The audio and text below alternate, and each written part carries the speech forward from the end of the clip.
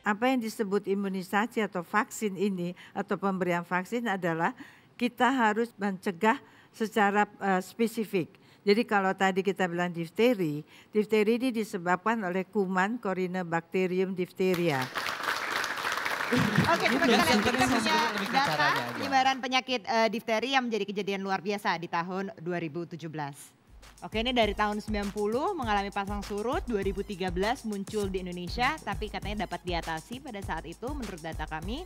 Sampai di sini ada 910 kasus nih sampai Desember 2017, tadi kata Ibu juga sudah menyatakan sampai 44 orang. Jadi sebenarnya udah ada dulu begitu ya Bu ya? Iya, ini kasus difteri ini endemis. Jadi bukan hanya tentu di negara kita.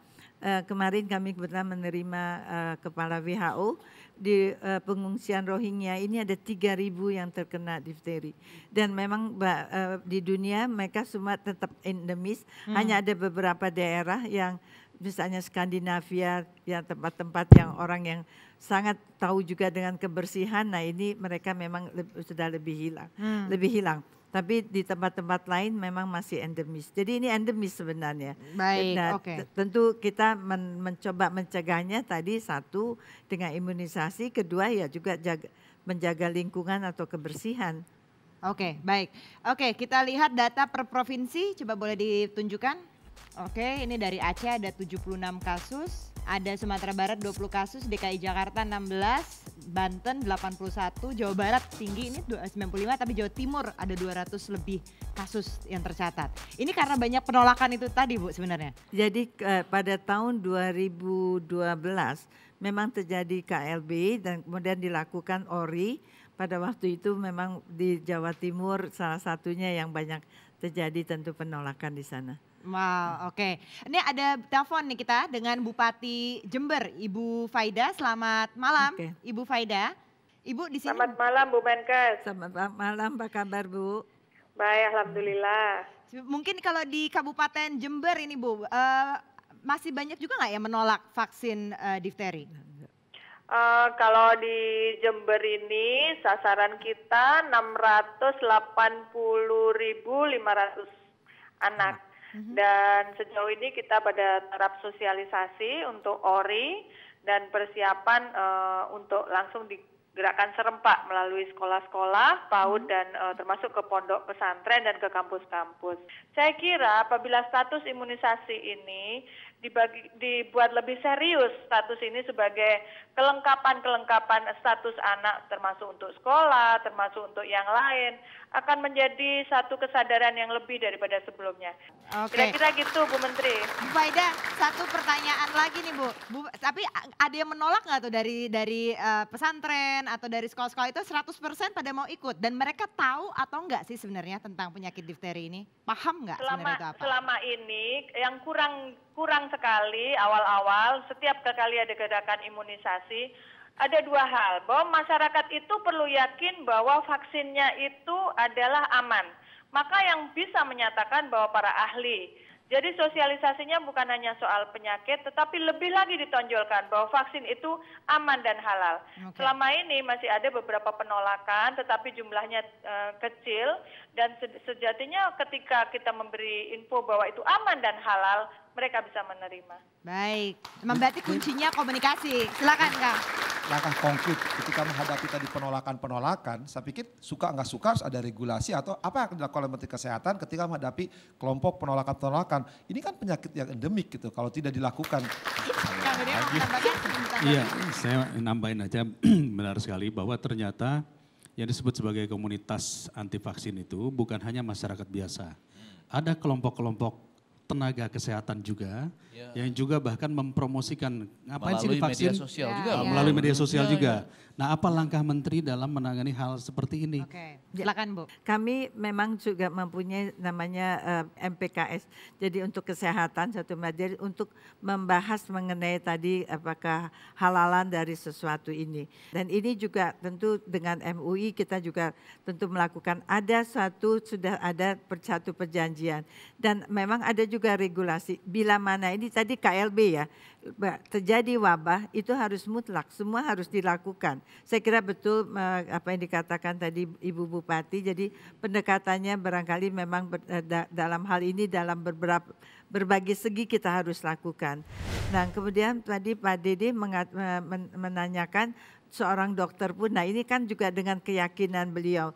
Tetapi saya kira pada waktu kami melakukan sosialisasi dengan Forum Merdeka Barat 9 dengan Kominfo, dokter anak pada waktu itu dari IDAI, Ikatan Dokter Anak Indonesia, Dr. Sujatmiko sudah mengatakan bahwa itu adalah mereka sudah menegur dan mengatakan kalau tidak mau itu adalah mereka sendiri. Ini tidak boleh diikuti atau dia tidak boleh melakukan. Mereka sudah menegurnya dari perhimpunannya itu. Oke. Baik. Fikri mau nanya ke Ibu nih, ini mah Fikri pribadi. Jadi kalau menurut Ibu ini halal atau haram vaksin, Bu? Kalau mau lihat ke pabriknya aja ya. Nah, nanti lihat betul nggak ada yang sesuatu di situ atau enggak gitu. Saya kira lebih baik kita lihat di sana aja. Baik, oke. Kita ke berita yang juga menjadi berita hangat saat ini, yaitu soal kasus gizi buruk yang terjadi di Asmat. Ada sekitar 61 anak yang tercatat meninggal dunia karena gizi buruk di sini. Nah Bu, ini memang apakah Pak Jokowi pernah sempat juga menyatakan medannya yang berat untuk bisa mencapai ke sana? Betulkah itu memang alasannya? Betul. Jadi kami sudah mengirim tim. Kami langsung bekerja sama dengan Pak Panglima TNI, dengan Kapolri, dan kemudian tentu dengan Kapolda Papua. Mereka pergi ke sana dan tadi pagi dan tadi sore ini saya mendapat laporan memang betul bukan main daerah geografisnya. Jadi kalau ada yang sakit untuk mereka pergi, mereka itu tentu tidak mampu untuk melalui itu. Saya tahu banget lokasi yang Ibu sebutin karena kita juga pernah ke area sana. Menurut saya salah satu masalah terbesar adalah karena distribusi dokter juga tidak merata. Otomatis jadinya gizi buruk juga lebih di daerah situ. Pada saat dokter-dokter itu bisa memilih, ya udah mereka PKL, mereka lebih memilih di kota besar. Pada saat mereka turun ke sana, baik dari biaya, baik dari kehidupan mereka, baik dari apa, ya digaji enggak, juga hidup enggak, akhirnya tidak terurus juga walaupun mungkin sebenarnya ada undang-undang atau aturannya, ya mereka akhirnya memilih untuk ada di kota besar. Mereka tidak pernah memilih, itu bukan pilihan pertama deh untuk ada di daerah-daerah kecil seperti itu. Oke, distribusi dokter Bu. Kita ingat pada zaman Orde Baru, kita harus impres. Dokter harus impres. Begitu lulus dokter harus ke daerah. Sekarang reformasi mengatakan itu hak azazi, mengatakan demokrasi, hilang itu. Jadi kami tidak mungkin mengirim dokter kalau tidak ada pemaksaan. Artinya yang mau pergi boleh. Nah kemudian masih kita coba dengan PTT. Ternyata PTT ini juga janji pergi nanti belakangan nggak pergi, itu sangat sukar mengaturnya. Dan akhirnya kami membuat terobosan, yaitu yang disebut Nusantara Sehat. Saya yakin kalau saya sendiri ditaruh di situ, satu hari saya akan pulang lagi. Betul nggak Melanie? Betul, setuju kan? Nah sekarang kita gitu berpikir, kita mengirimnya tim. Kita membuat tim.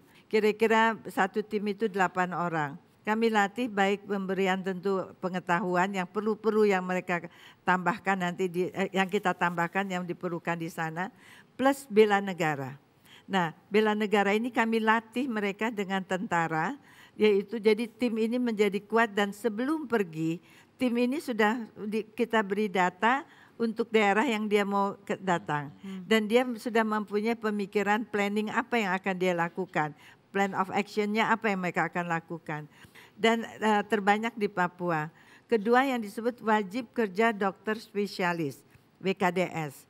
Kami minta kepada kabupaten yang perlu 5 spesialis, anak, kebidanan, penyakit dalam, bedah, anestesi.